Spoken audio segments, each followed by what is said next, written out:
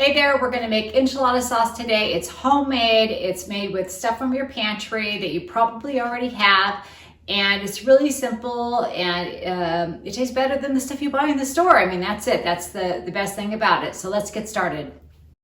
These are the exact ingredients I'm gonna use: chili powder, tomato sauce, tomato paste, beef broth, oregano, garlic powder, onion powder, cumin, and salt. Grab yourself a 2-quart pot and put your tomato sauce in first. Now keep in mind, you can use this enchilada sauce for beef enchiladas, cheese enchiladas, chicken enchiladas, any type of enchiladas you want, even vegetarian enchiladas. Next, we're going to add an entire 6-ounce can of tomato paste. Now notice I haven't even turned on the stovetop yet.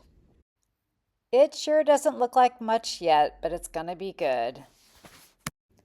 Next, we need 1.5 cups of beef broth. I use better than bouillon, so I'm going to scoop in about 1.5 teaspoons into 1.5 cups of water and put it in the microwave to warm it up so I can mix it.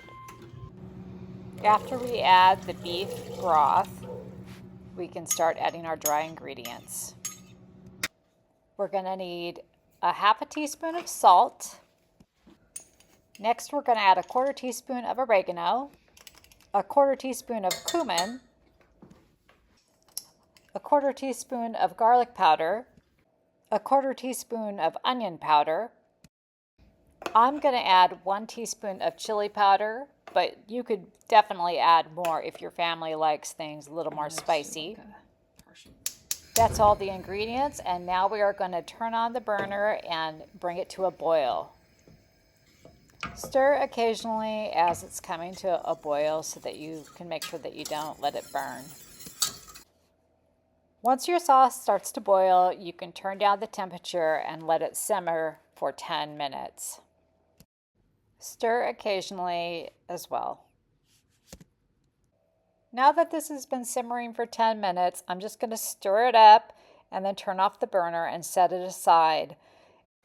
If you would like to continue on to the next part where we make the enchiladas, go ahead and click the link up in the corner. I'll try to link everything I've used down in the comments, so if you need any of these items, you can get them online. Okay, that's it. If you like this video, please hit that subscribe and share it with your friends, and check out the next video here. I'll see you next time.